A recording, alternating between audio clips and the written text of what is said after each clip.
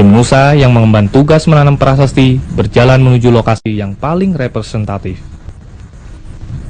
Ekosistem di Kepulauan Aru mempunyai ciri yang berbeda dengan dua kabupaten sebelumnya. Kepulauan Aru ini lebih menarik lagi, walaupun secara administratif dia masuk dalam Provinsi Maluku, tapi kawasan biogeografinya dia masuk ke kawasan Papua, Dangkalan Sahul bersama Papua. Dan memang tahun yang lalu pada era Pleistosin, Kepulauan Aru Papua merupakan saudaratan dengan kontinen Australia, sehingga pulau-pulau yang ada di Kepulauan Aru di sini bisa ditemukan juga di Papua, mungkin di Australia Utara masih ditemukan seperti itu. Vegetasinya secara umum melakukan hujan rendah, karena jarang ditemukan bukit di sini. Hampir ketinggian maksimum itu sekitar 250 meter di atas permukaan laut. Dihuni oleh pohon-pohon yang tinggi, lebat, kerapatannya lebat, kanopinya juga kanopinya tinggi sekitar mencapai 30 meter sampai 40 meter gitu. Itu sudah emang kawasan hutan hujan. Beda dengan kawasan Maluku Barat Daya, Tenggara Barat gitu, yang kebanyakan savana monsun, hutan musim gitu. Walaupun letaknya berdekatan dengan Kepulauan Kei dan Tanimbar, tapi di sini vegetasi sangat jauh berbeda gitu. Ini kapal-kapal penampung Pak Uce.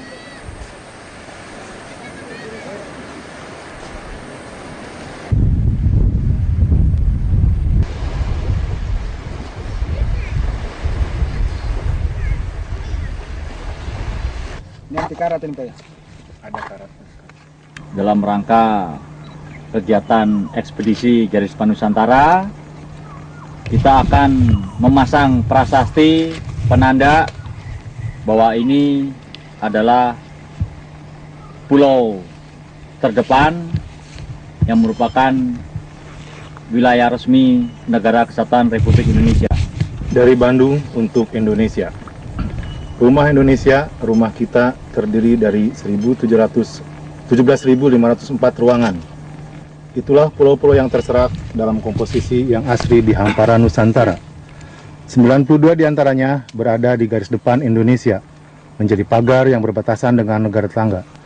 Ekspedisi Garis Besar Nusantara berhasrat mengingatkan kita bersama untuk menghayati kebesaran negeri tercinta Ibu Pertiwi Indonesia. Kelak, setiap warga bangsa yang bermukim terpisah di ribuan pulau dengan mudah dapat saling mengunjungi ketika laut di antara pulau-pulau Nusa Antara telah menjadi penghubung, bukan pemisah, untuk mempersatukan Negara Kesatuan Republik Indonesia. Sama saja kelihatannya.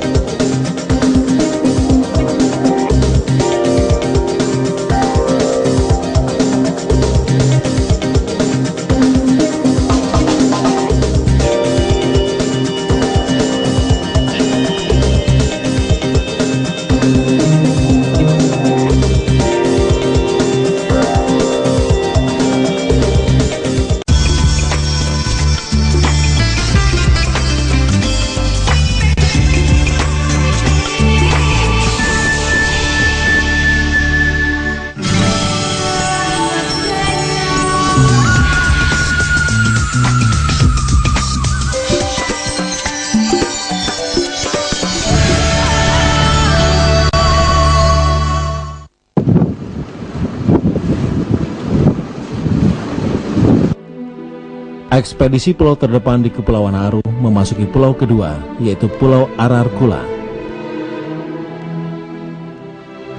Tim Garis Depan Nusantara mendata dan mengeksplorasi 8 pulau terdepan yang ada di Kabupaten Kepulauan Aru.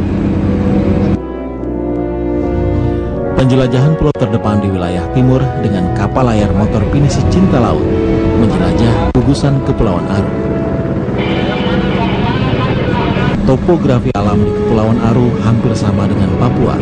Keanekaragaman hayati yang terdapat di Kepulauan Aru bahkan telah diinventarisir seorang naturalis, Alfred Wallace, seabad lalu. Kekayaan alam yang utama sekaligus menjadi identitas Kepulauan Aru adalah ikan. Selain terkenal dengan koloni ikan yang berlimpah, mutiara dari perairan Aru juga dikenal berkualitas tinggi. 8 pulau terluar yang berbatasan dengan negara Australia, tepatnya Northern Territory, Kota Darwin, menjadi target Tim Garis Depan Nusantara.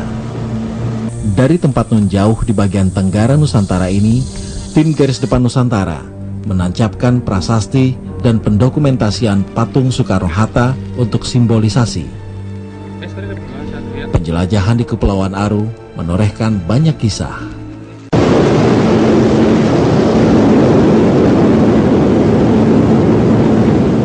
Tim Garis Depan Nusantara memulai penjelajahan di Kepulauan Aru.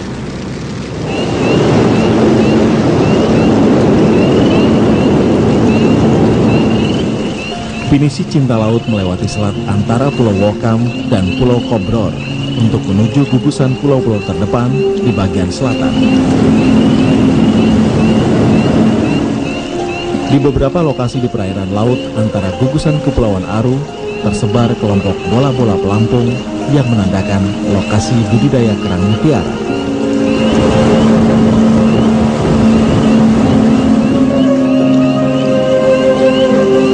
Kerang mutiara atau Pinctada maxima merupakan komoditi yang terkenal di Kabupaten Kepulauan Aru. Beberapa kalangan bahkan mengatakan mutiara dari Kabupaten Kepulauan Aru adalah mutiara dengan kualitas terbaik di dunia. Tahun 2005 lalu, produksi mutiara dari budidaya bahkan mencapai kurang lebih 150 ton.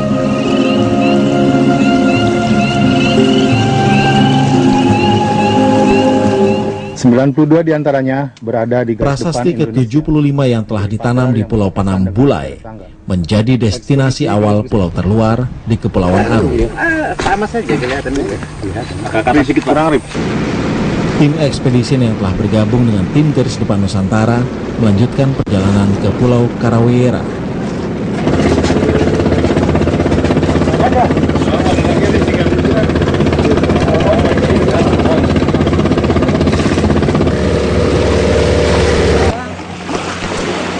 Pulau Karawiyera atau Kararai dalam bahasa lokal adalah pulau yang tidak berpenghuni.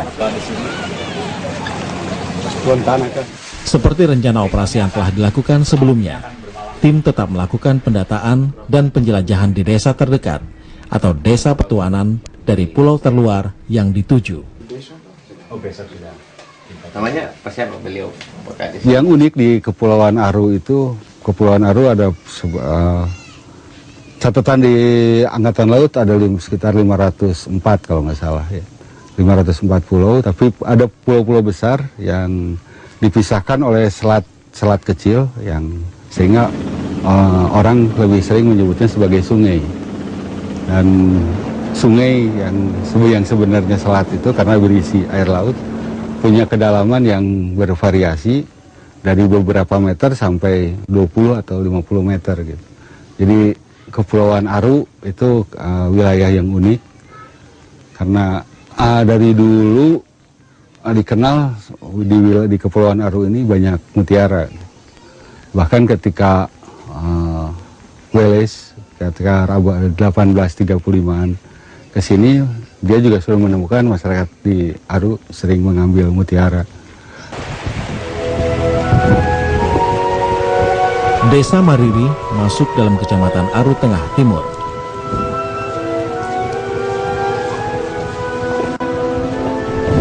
Mayoritas warga Desa Mariri adalah pendatang.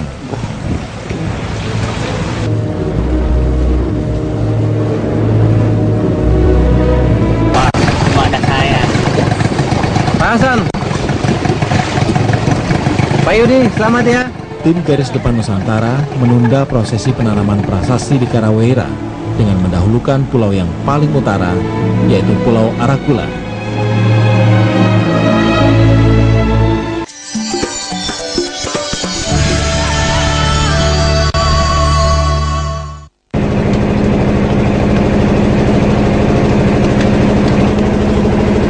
Halo, selamat sore Pak Sugari. Ya, saya Jimmy. Biasa mau nanyain kira cuaca buat besok itu Kamis tanggal 21. Iya. Koordinasi dengan Badan Meteorologi dan Geofisika selalu dilakukan tim hari demi hari. Oke. Siap. Cuaca dapat berubah sewaktu-waktu, tapi dengan mengetahui perakiraan cuaca untuk keesokan hari, Lebih tinggi ya? setidaknya tim dapat membuat estimasi kegiatan untuk satu hari sekaligus pergerakan kapal. Namun, walau musim angin barat sedang berlangsung, hal yang satu ini tidak akan berhenti dilakukan: menangkap ikan.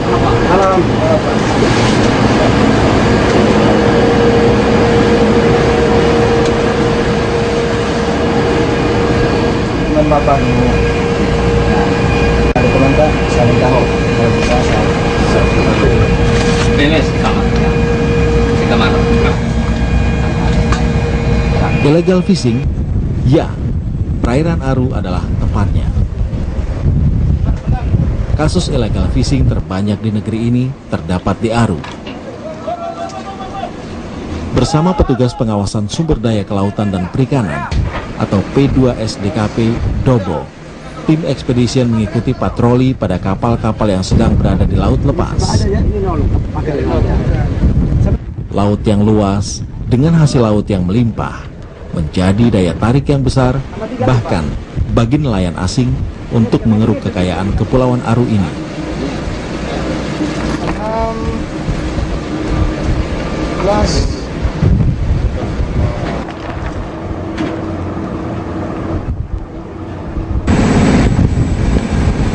Dikala siang dan cuaca sedang buruk, kapal-kapal penangkap ikan mencari perlindungan dengan masuk ke selat atau teluk yang terdapat pulau-pulau sehingga dapat memecah ombak. Kesempatan ketika kapal penangkap ikan Lego Jangkar menghindari cuaca buruk digunakan petugas untuk melakukan pemeriksaan kapal.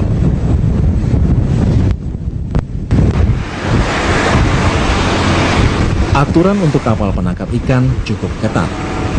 Hal-hal begini kami juga penggunaan. Dari surat dokumen kapal hingga alat penangkap ikan harus dilengkapi dan sesuai dengan yang ada di kapal. PMSU tidak ada.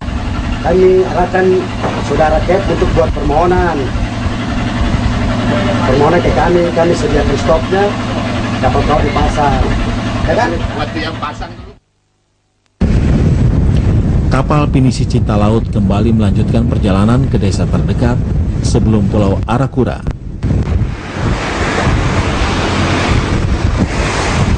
Pinisi mesti Lego Jangkar karena kawasan ini mempunyai meti atau titik surut yang jauh.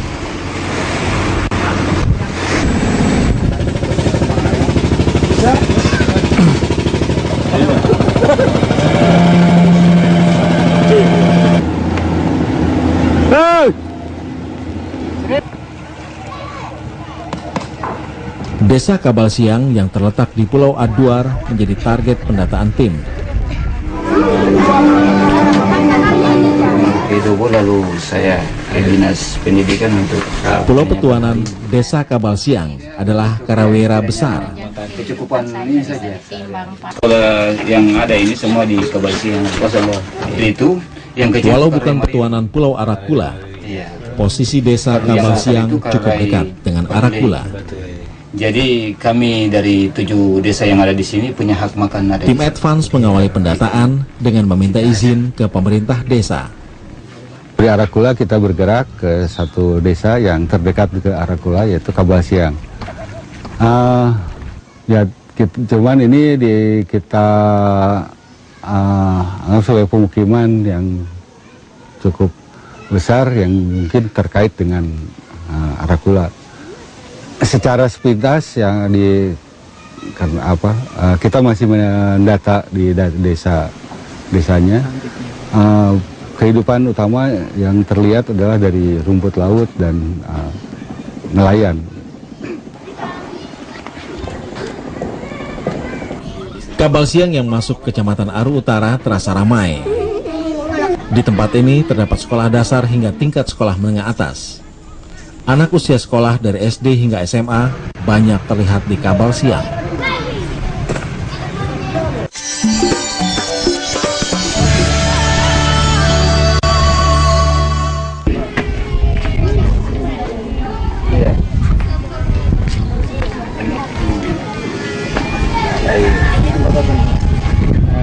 Ini tempat untuk penampung adat. Setiap mau ke laut ambil hasil harus tampung semua di sini. Ini itu sendiri yang dari pemberian leluhur atau ada yang Itu bom itu yang tadi dikatakan itu bom itu bawa dari ini Makassar. Lewat perahu-perahu ini yang seperti Bapak dorang bawa perahu-perahu itu ke sini yang seperti sekarang itu kapal itu. Nah, setelah Keragaman warga desa Kabal Siang yang berasal dari beberapa suku tetapi tetap diikat dengan ritus adat yang sama.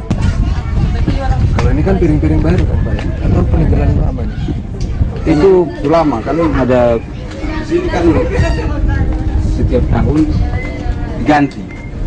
Jadi yang baru kita paling satu saja. Tim melanjutkan perjalanan dengan destinasi ke pulau terdepan yang paling utara.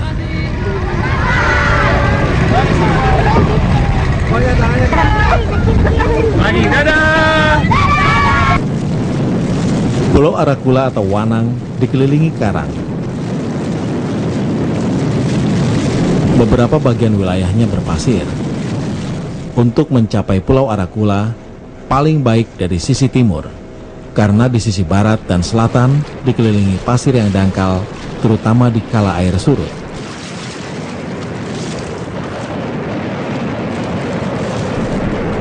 Kapal pinisi belum mengetahui keadaan sekitar Pulau Arakula, sehingga memutuskan lego jangkar cukup jauh dari pulau, karena berada di titik dangkal.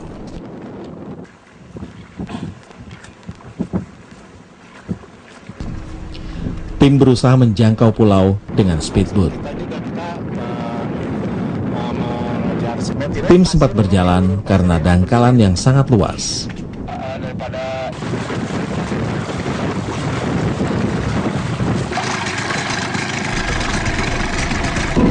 Namun seiring air pasang, tim dapat kembali ke speedboat dan melanjutkan hingga sampai ke Pulau Wanang.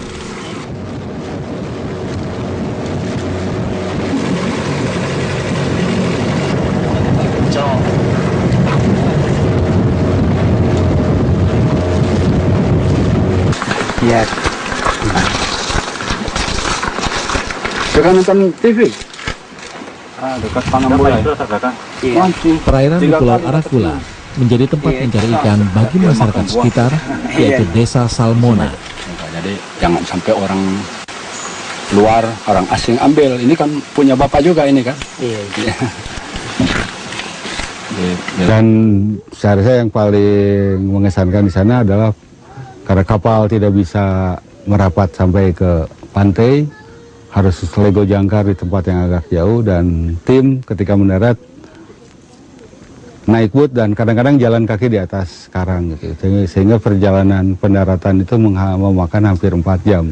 Pulau itu juga sebetulnya unik, cuman di sana kosong. Pulau Arakula itu tidak berpenghuni. Kalau menurut catatan yang ada di Bakosur Tanal dan Jenhidros, di sana disebut wilayah cagar alam, tapi kita tidak menemukan tanda yang lebih jelas tentang cagar alamnya. Tapi yang jelas pulau itu dikelilingi oleh terumbu karang. Menurut catatan mereka ada sekitar 101 ikan karang di sana, yang mungkin butuh penelitian yang lebih lanjut untuk di sana. Warga biasanya singgah sementara di pulau ini, atau tidak jarang pula mereka bermalam. Ini nginap di sini Bapak sekarang. Pulau Arakula terdapat cukup banyak ular, sementara vegetasinya didominasi jenis nipah dan mangrove. Kalau musim barat ya datang. Oh gitu. Iya, kalau timur ya tidak. Keanekaragaman hayati, khususnya satwa endemis di Kepulauan Aru yang tinggi, mempunyai keunikan sehubungan dengan kondisi topografinya. Pula apa Pak? Kola. Inilah yang menjadi salah satu sebab Alfred Wallace menetap cukup lama, sekitar tahun 1800-an, di Selat Manumbai untuk melakukan penelitian. Uniknya di sini ya, Indonesia kan terbagi 3 kawasan kalau secara biografi kan. Bagian barat, Sumatera, Kalimantan, Jawa, itu ikut kawasan dangkalan Sunda atau ikut dengan fauna Asia atau Malaysia. Sedangkan untuk timur, Papua, Aru ini masuk ke kawasan dangkalan Sahul sama dengan dekat dengan Australia pengaruhnya. Nah, yang tengah ini kawasan Maluku, Sulawesi, dan pulau-pulau selatan, itu seolah suatu kawasan tersendiri yang berbeda di antara keduanya, barat dan timur itu. Seolah ada percampuran di antara keduanya itu dan menjadi sebuah kawasan biografi tersendiri gitu. Alfred Russel Wallace dulu waktu dia melakukan penelitian di sana, ada yang mengejutkan buat dia, terutama saat penelitian burung, saat dia pindah dari Kalimantan ke Sulawesi dan dari Bali ke Lombok, dia menemukan banyak perbedaan di sana, kawasan burung dan vegetasi. Itu dia sebenarnya dia membuat garis Wallace dari situ. Gitu. Penelitian selanjutnya disambung oleh Weber dan Lydecker, masih kurang lebih penelitian yang dalam cakupan yang kalau lebih sama gitu kawasan. Itu akhirnya membentuk satu kawasan Wallacea tersendiri, terpisah dari kawasan timur Indonesia dan barat.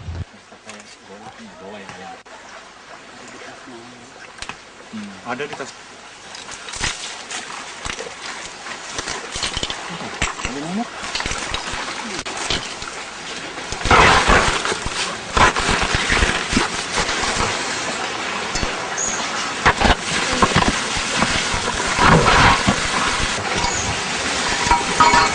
Menghadapnya ya.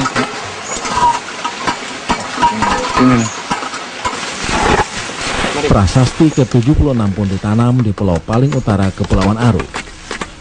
Tim masih melanjutkan ke 6 pulau terdepan ke arah selatan, Pulau Karawera, Pulau Kultubai Utara, dan Kultubai Selatan, Pulau Enu, Pulau Karang, dan Pulau Batu Goyang. Banjir. Itu? Ya, sebentar itu saudaranya.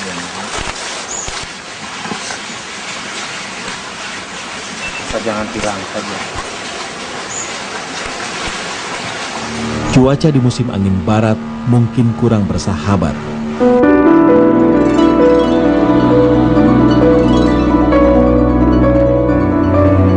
Namun, penjelajahan, pendataan, dan penanaman prasasti di pulau-pulau terdepan tetap terus dilakukan.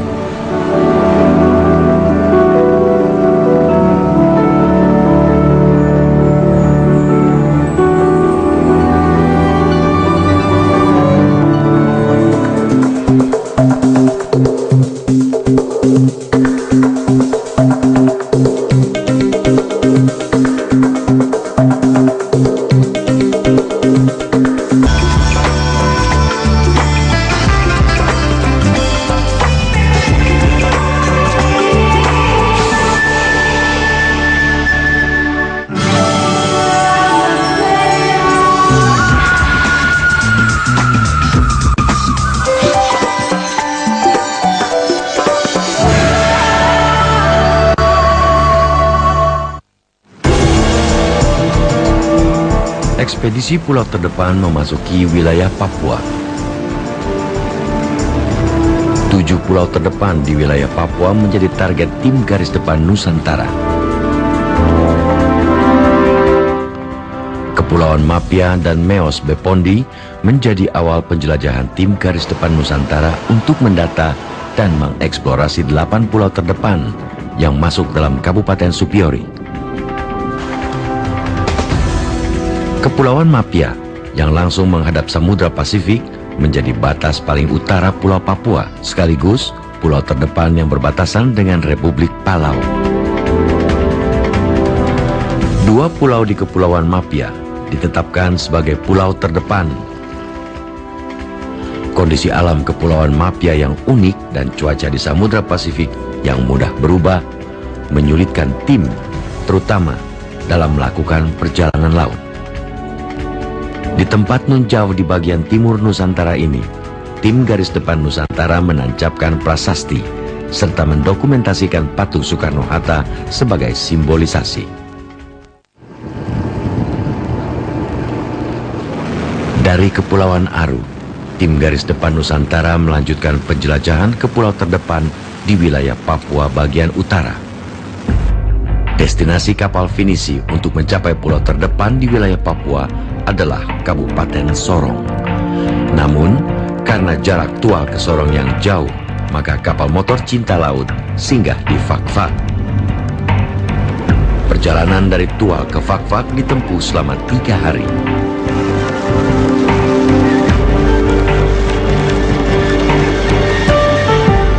Tim garis depan Nusantara sempat melakukan penjajahan di Fak-Fak, walaupun bukan sebagai batas atau pulau terdepan.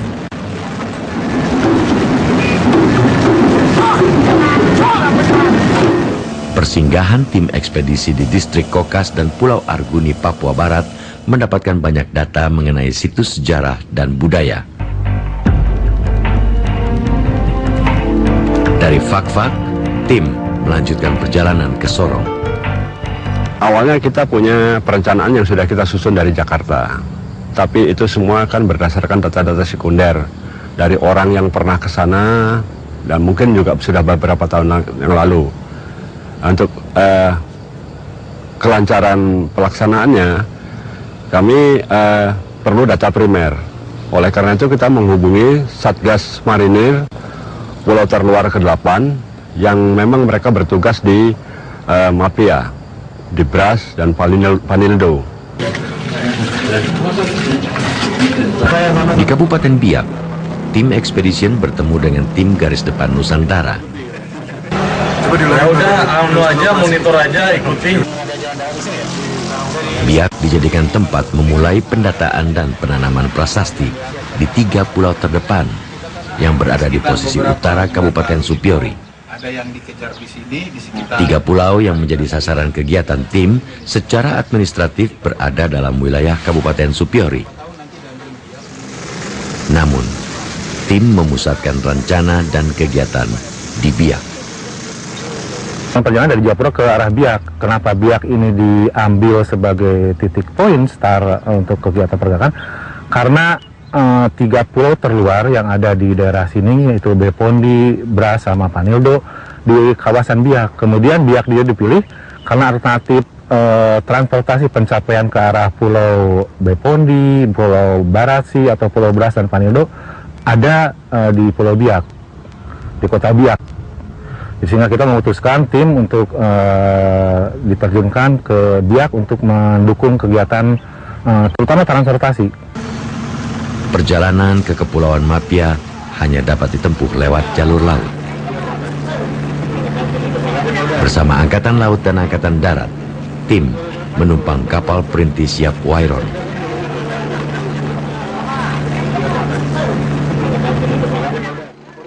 Transportasi laut ke Kepulauan Mapia tidak tentu jadwalnya.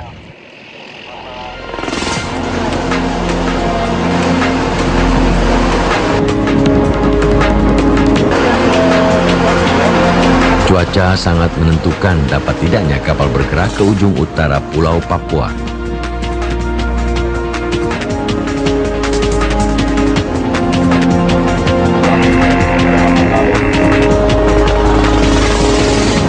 Pelayaran dari Biak berjarak 160 mil laut dan dicapai dengan waktu 17 jam.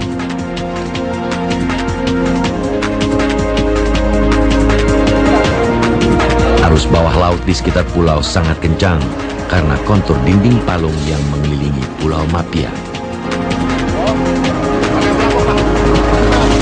Morfologi Pulau Bras berupa karang yang berbentuk setengah lingkaran. 4 pulau di dalam gugusan Mapia, hanya Pulau Bras yang berpenduduk.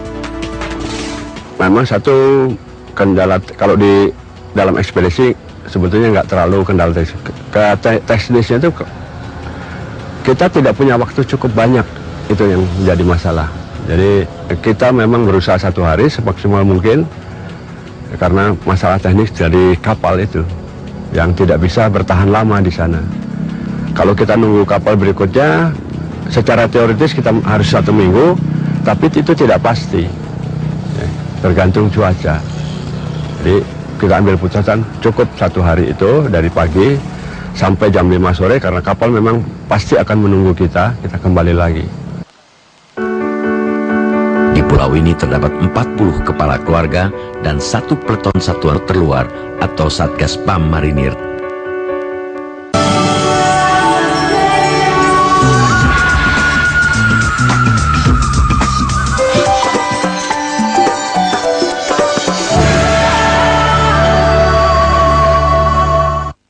Sekarang kita berada di sini, di Pulau Bras ini, tepatnya di sini. Kemudian nanti akan saya guide menuju ke titik terluarnya di Pulau Bras. Nanti akan saya siapkan sarana angkut berupa perahu karet dan longboat yang ada di yang kita miliki. Kemudian nanti setelah kita berada di titik Bras ini, kita tanam prasasti tempatnya di titik terluar Pulau Bras ini. Kemudian setelah kita selesai dari penanaman prasasti di Pulau Bras, kita akan bergerak menuju ke Vanildo. Nanti kalau ada waktu, Karena terbatasnya waktu singgah di Mapia, tim segera melaksanakan kegiatan inti. Pegun. Langsung atau kembali? Langsung ke sini atau kita balik kembali ke Bras? Kita berangkat sekarang, kemudian kita siapkan perahu karet sama longboat yang ada di sini. Nah, nanti untuk yang ada di PK, karena PK kita daya muatnya hanya 9, mungkin dari kru ekspedisi 3 orang langsung